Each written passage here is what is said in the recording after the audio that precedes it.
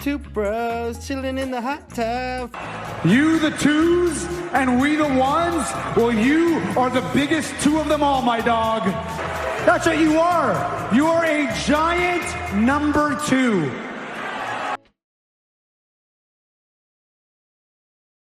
What's going on, guys? Welcome to a brand new episode of the Two Bros Podcast. As always, I am Bryce, and I am joined by... I am Matt. This is the first podcast I will ever record as a 30-year-old because my birthday was yesterday, April 15th. Happy belated birthday, Bryce. Everyone in the comments say happy birthday. Alrighty, but we have a big episode planned for you because on Saturday and Sunday, most wrestling fans, I'll say, there are some guys who will watch AEW instead, but on Saturday and Sunday, Wrestlemania 42 is happening in Las Vegas, and we're just going to talk about each of the matches and what we think is going to happen. We're going to start with Saturday. The first match we're going to talk about is an unsanctioned match between Jacob Fatu and Drew McIntyre. What do we think is going to happen? I think that the WWE finally gives Drew his big win that he needs. But I think this leads into probably another storyline we're going to get where we find out Randy was the one who attacked Jacob Fatu. And we find out it wasn't Drew, so it leads into a Fatu versus Randy feud. But that's the thing. Is it going to be for the WWE Championship? Yeah. Which we'll get into later. Or is it just going to be a normal match? And are they going to run with Drew versus Cody again for the WWE Championship? Who knows? But anyways, I do think that Drew McIntyre wins this match. I do think even though Jacob Fatu is being pushed to the moon right now, a guy who needs a rivalry win more than anybody else is Drew McIntyre. And I think that they are actually going to give Drew McIntyre the win because he desperately needs it. He does. And I think we finally get it. I wholeheartedly agree. The next match we are getting is a 6-man tag match in which we have the Vision and I Show Speed. So it's Logan Paul, Austin Theory, and I Show Speed versus the Usos and LA Knight. What do we think is going to happen during this match? I think the Usos and LA Knight are probably going to win this match. I don't foresee them actually giving a win to that's the Vision here, especially who doesn't need it. I think guys like LA Knight and the Usos heavily need this win. Yeah. So I think they're gonna send this to the Usos' way. Yeah. I do think that also, again, if you're trying to push a guy, who better to push than LA Knight?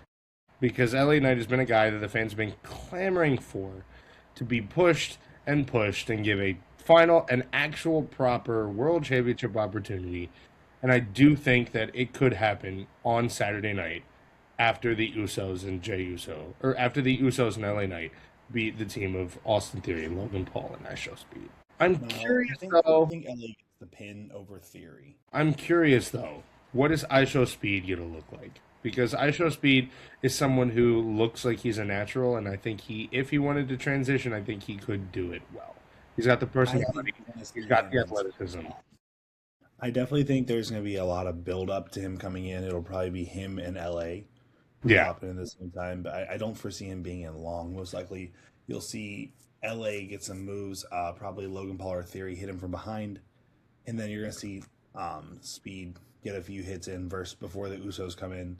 Probably put the match away after getting Theory tagged in. Yeah, I think. I'm just curious. Again, I know people hate the whole celebrity involvement thing, but this is one that I don't potentially hate. Because this is a guy who has shown that he looks like he belongs in a wrestling ring. Same thing with Logan Paul. Logan Paul's a guy who is now a full-time WWE superstar. He is. Full-time WWE superstar. You see him at Raw week in, week out. So I'm excited to see if this could turn into something more with I Show Speed. Maybe it'll turn into more WWE time with him and Danhausen. Who knows? The Danhausen curse going to continue for I Show Speed. Good thought. But next we have the Women's WWE Tag Team Championship Fatal 4-Way match. I do think this has potential to be like the last Fatal 4-Way Tag Team match we had at WrestleMania with, who was it? It was Braun Strowman and Ricochet, Street Profits. Oh, yeah. I Yeah. all that time ago. It 2 was years ago. 2023. Back in 2023 at the WrestleMania I was at, I hate ironically. saying this. I feel this might be a little underwhelming. A lot of great tag teams in here, but I just don't think there's enough storyline building up. I think Bailey and Lyra win this. I think they've been due for a win for a while, so I think we get a win out of the two of them. Here's my thing. Do we finally see Bailey and Lyra Valkyria, if they don't win, just go at each other's throats and actually start feuding? That would probably be something for Monday. Do we see a full fledged feud? But do we see this lead into that if they lose? Because I don't think that they were teasing the Charlotte Flair and Alexa Bliss breakup. I don't think it'll actually happen. I think the fans love Charlotte and Alexa Bliss too much as a tag team to even break them up. I think Lash and Nia Jax work well together as a tag team, as they're the current champions right now. People love Lash Legend. I do think it is two women superstars who benefit each other greatly. And I want to see what the Bella Twins look like because neither one of them, well, Nikki's wrestled more recently. Nikki has wrestled more recently a lot than we haven't seen Brie Bella really wrestle since what, 2020? We saw Nikki Bella last wrestle in like 2022 or 2023. Yeah, yeah, that was like a spot appearance though. I'm not counting. They're both back full time, but we've seen Nikki Bella more recently wrestling consistently than we have Brie, and I'm wondering how Brie is going to look in an actual tag team match, and an actual match in general, because the Royal Rumble is different. Because you can kind of hide, but in a match with 8 people instead of 30 people, it's a lot harder to hide. So I'm curious to see how the Bella Twins will look. Because we haven't seen the Bella Twins actually wrestle a match in who knows how. Yeah, I just don't foresee that there being a retain here. I think that Lash and Nia Jax are an amazing tag team, but I think it's time to see Lash Legend kind of do her own thing for a little bit. In the sense of like they're still going to work together, but almost like when you saw Nia Jax and Tiffany Stratton be a team together, but they both had their own. Like one was women's champion, and one was the women like Money in the Bank champ, Money in the Bank holder. I think Bailey and Lyra make the most sense. Honestly, no one else here fits. Yeah. Okay, now we have probably what is going to be the best match of the night in the Women's Intercontinental Championship match between AJ Lee and Becky Lynch. I do think AJ retains and Becky Lynch potentially moves on to the World Championship again. I do think Becky Lynch being in the Intercontinental Championship picture for as long as she has really solidified the Women's Intercontinental Championship to the point where I don't think it could ever go back down. But I do think AJ wins and AJ keeps the title and has a long reign as Women's Intercontinental Champion. Yeah, I agree with you. I think it's time for Becky to make her way up to the main title. Because she's a main eventer with a mid-card title. She was. I have an opinion. The reason I say this is because it's going to actually affect who I believe wins the match we're talking about later on. But I think that AJ does retain this, but I think this quickly goes into a feud with, in my opinion, someone like Raquel Rodriguez or Roxanne Perez. Someone who is younger and really needs the nod going over a legend like AJ Lee. That's fair. Yeah, that's why I do think AJ's going to retain. She's going to hold the title and then build it up for whoever's going to take it away from her next. But I think whoever takes it from her next is set to kind of be pushed to the moon. Yeah, because let's see. You've had, in the history of that title, you've had Lyra Valkyria, Becky Lynch, Lyra again, Becky Lynch again. You had Maxine, and then you had Becky Lynch again, and now you have AJ Lee. Besides Maxine, there's some solid names in that. There were some solid names. I don't think, however, that Lyra is a main event women's superstar. I think she's a little too boring and too workhorse she gained to be a women's world champion. Title, though. I think that her tag team with Bailey kind of spawned because of that title. So I think that she was put into a great position because of it. Yeah. I don't think it's necessarily Lyra being a great WWE superstar because I really don't think she is. She's a little too boring. She can't really talk that well. She's a little too small. But, yeah. Next, we have Seth Rollins versus Gunther, and this is a match that, for me, kind of spawned out of nowhere because I've really been locked into Raw recently. It's just been it's been weird for me recently with Raw because it's been recycled. It looks like Gunther decided to take this match on because there is no one who the Vision can put up there, and now Paul Heyman owes him a favor, which everyone kind of believes is going to lead to Brock Lesnar SummerSlam. But I think Gunther wins this match because I think there's going to be interference from Braun Breaker. I do think Braun Breaker returns, and I do think he's going to cause Seth Rollins a match. We're going to get Braun Breaker versus Seth Rollins down the road, maybe at SummerSlam, and we're going to get Gunther versus Brock Lesnar at SummerSlam, and Gunther's going to retire Brock Lesnar. Even though the person he's facing this week, in my opinion, should probably put him away this week. Yeah, but what better than to keep being the legend killer than the career ender, yeah. The career ender than retiring Brock Lesnar, Goldberg, and John Cena in a whole calendar year. And he's being built up as the legend killer. Part of me wonders if they're building him to retire Randy? Retire Randy and take the title off of him and be the actual legend killer. For the WWE Championship? Yeah. The career killer who killed the legend killer? Who took his title and ended his career.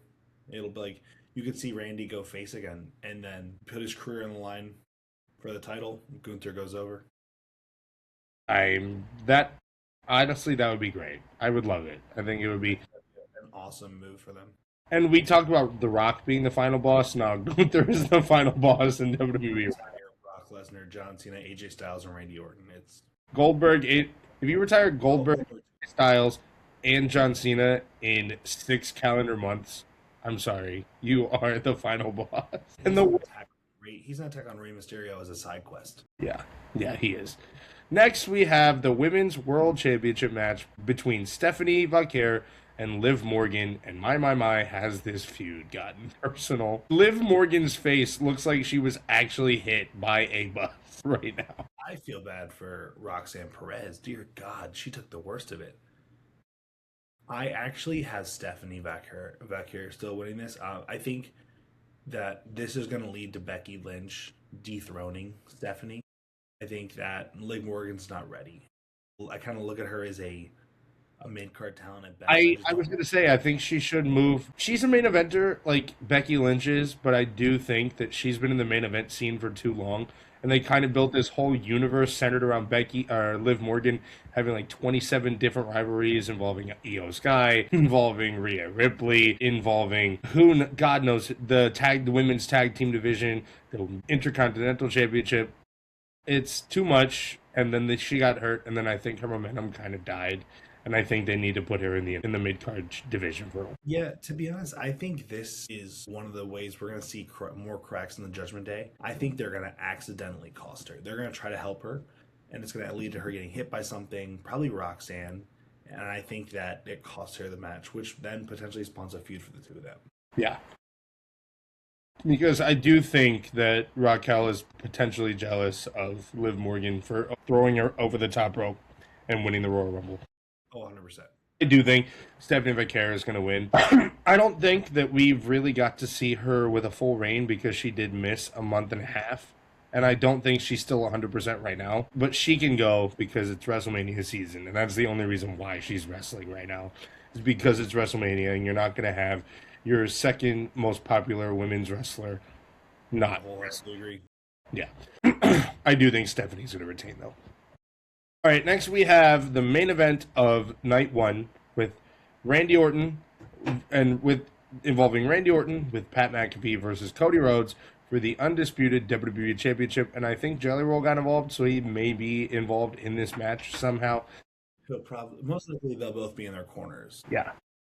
I think this has been a terrible build. Again, they don't know how to do heel feuds, heel turns involving Cody Rhodes. They don't. Because look, the heel turn was great with Randy Orton. The heel turn was absolutely legendary with John Cena last year. And what did they do after the feud? Nothing. After the feud until WrestleMania. They booked it horribly. You know when John Cena's heel run actually started? After WrestleMania. Because then you started to see he could feud with guys like CM Punk, guys like a face Randy Orton, AJ Styles.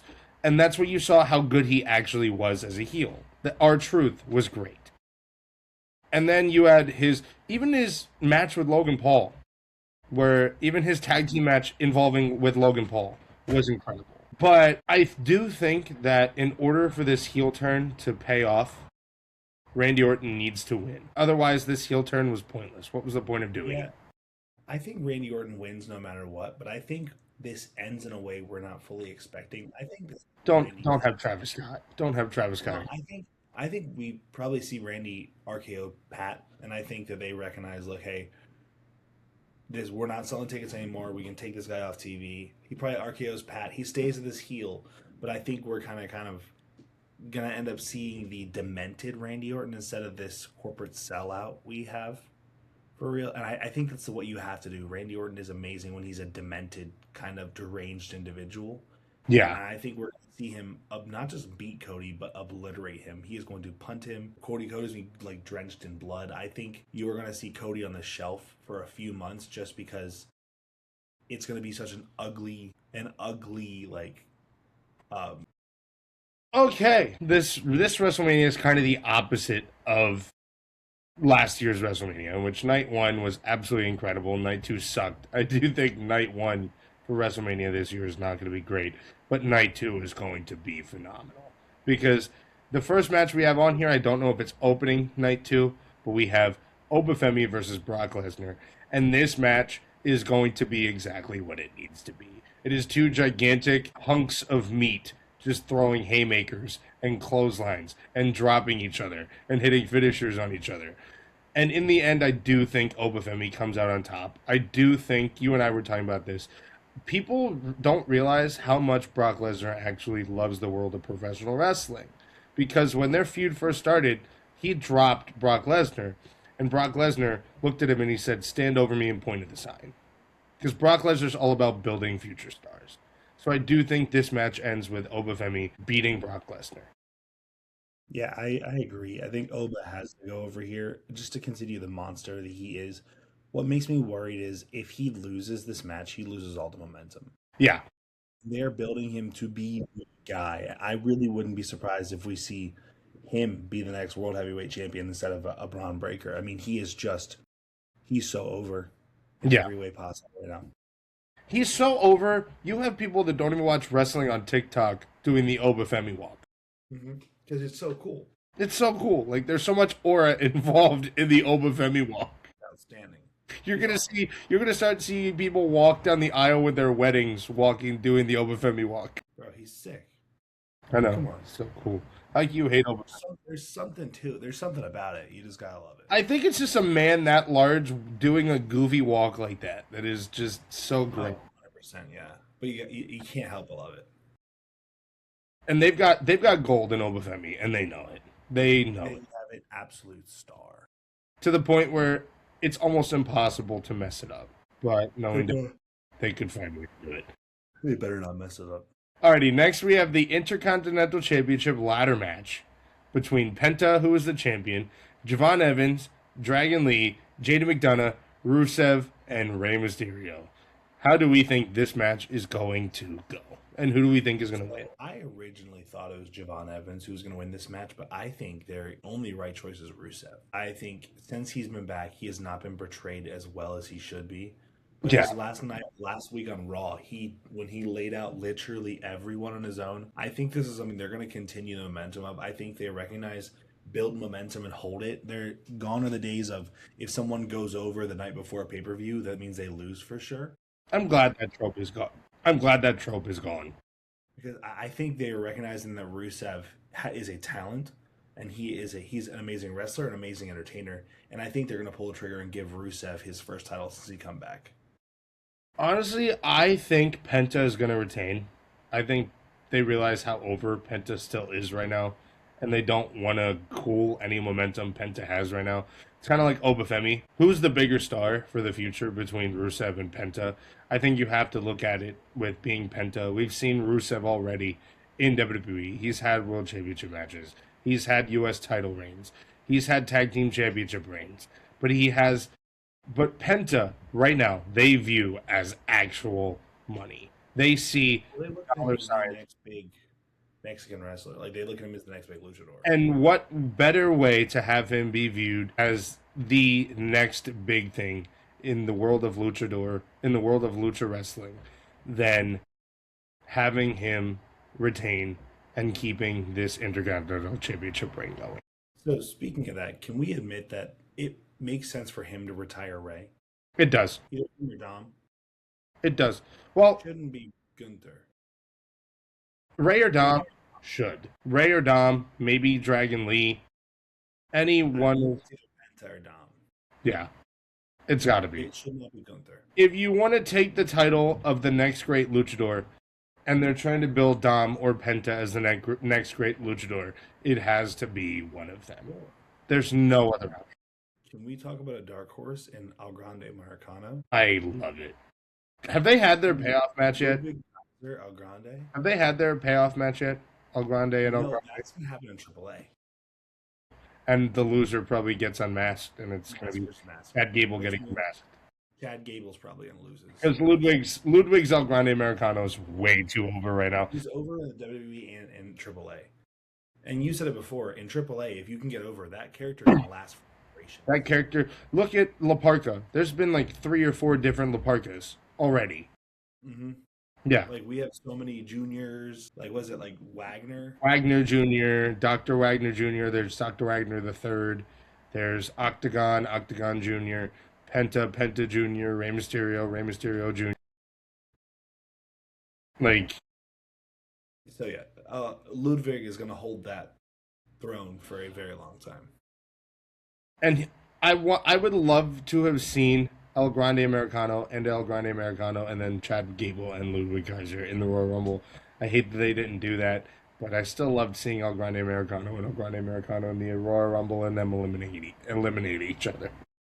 Mm-hmm. But next we have the United States Championship match between Sami Zayn and Trick Williams.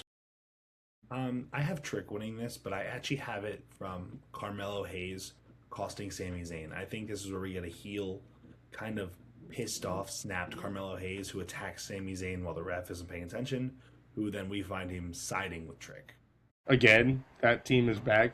Trick and Carmelo Hayes back. That would be pretty cool, actually. I do. You kind of saw some like respect from Trick to Mello. Like there was a sense of like, hey, I got your back. I think we're going to come to fruition. I do think that this is building up for something different for Sami Zayn, but I don't know. Well, maybe not, because I do think they view Sami Zayn as more of an intercontinental champion, a mid-card guy. I don't think he'll ever be world championship caliber. I don't think he will ever be top of the mountain. He won't. He'll have a good intercontinental championship and U.S. title reigns, but he will be the intercontinental champion or the U.S. champion that puts guys over, and I think that's what he's doing now. They see gold in Trick Williams. They want to capitalize on it as soon as possible. Get the ball rolling with his push right now. And I do think Trick Williams is going to win. It is the only right decision. Okay, next we have the Demon, Finn Balor versus Dominic Mysterio. We have not seen the Demon since WrestleMania 38 or no 30 yeah 30 WrestleMania 38 in SoFi, in which he lost to Edge in which a match that he shouldn't have lost. So we're gonna get, it makes me so happy, he's only lost 2 matches ever as the Demon, and he lost to Roman Reigns during Roman Reigns' ultra super mega power height, and then he lost a match that realistically he had no business losing. I do think that Finn Balor is winning at WrestleMania. I agree. I think it's a squash, to be honest. I think he's squashing Dom. I think we're going to see him probably hit a 1916 into the shotgun dropkick and then a coup de grace and win it within about 15 seconds. Yeah, I think that's the only realistic option here. I think they're trying to build the Demon back up, and what better way to do it than in his first appearance back, squashing his opponent. Squashing his opponent.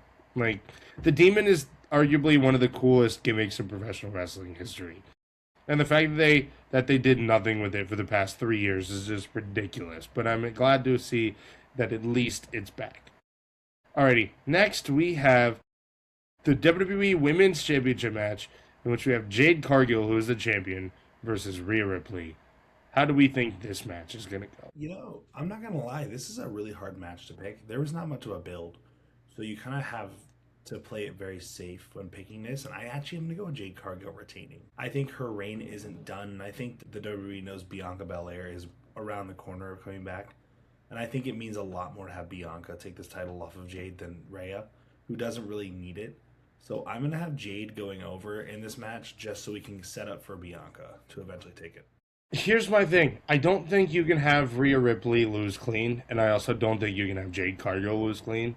I do think if one of them wins, it's because the other gets attacked during the match. So let's just say Rhea Ripley, Io Sky would attack Rhea Ripley, but if it's Jade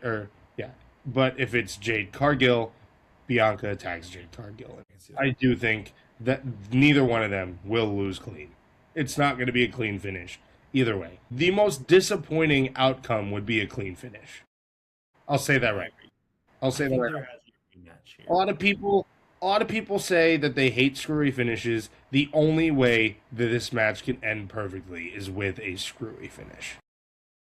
I agree some matches need it. I think there's a lot of times that's overused, but I think this is one of those matches you kind of need something because they're both so strong and they just cannot take a loss like that. Yeah. Okay, next we have the World Heavyweight Championship match, the main event of Night 2 of WrestleMania, in which we have CM Punk, who is the World Heavyweight Champion, versus the OTC, the one we acknowledge, our tribal chief, Roman Reigns, but he is not my favorite wrestler of all time, because I do think CM Punk retains. I do. I don't know how. Again, this is another match that's going to have a screwy finish at the end because Roman Reigns does not lose clean. He does not take the pin clean, heel or face. He does not take the pin. I'm going to have to disagree with you on one part. I also do agree CM Punk retains this, but I think this is a clean finish in the sense of no one causes him to lose. But I think what we're going to have happen is you're going to kind of have a sense of like he lets himself lose. There's been this constant talk about how he hasn't apologized. He hasn't made it up to the Usos. And I think what's going to happen is he's probably going to have a choice of like taking the loss or like helping or like taking the loss and kind of like looking out for his cousins or winning and looking out for only himself. And I think he's going to do the thing that he's going to look out for the family and take the loss, which I think will then set up for the eventual Roman Reigns versus The Rock at SummerSlam because The Rock only cares about winning. If The Rock decides to return, because he was supposed to wrestle last year, or get involved with the main event last year.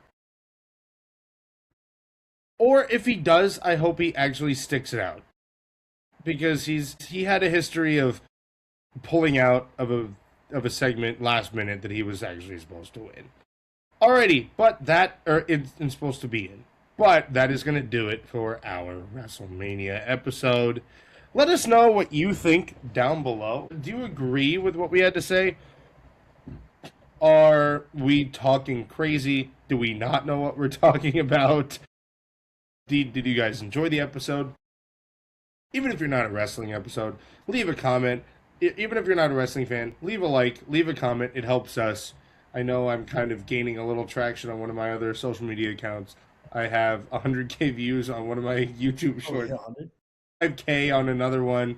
Is it 100? It hit. It's at 105. It's on 105,000. It's at 105,000 now. So I'm thinking about having that account just become a Pokemon channel. Yeah, I get that. Like, my Pokemon blind ranking videos do so well on YouTube.